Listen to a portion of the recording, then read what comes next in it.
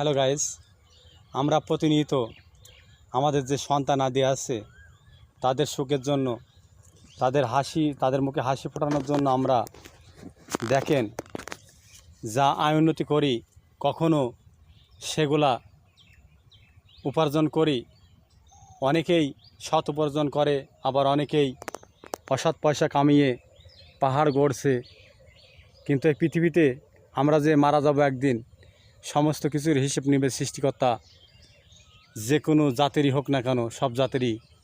তো আমাদের যে হিসাব নেবে, তাহলে আমরা এই পৃথিবীতে একটু নেক কাজ করলে অপরাধ কি? একটু যদি আমরা নেক কাজ করতে পারি, কি আমরা মরণের পর কি একটু আনন্দের সুখে থাকতে পারবো? সকলে তো মরণের পরে সুখে থাকার জন্য, হাসি আনন্দে থাকার জন্য সবাই চেষ্টা করে।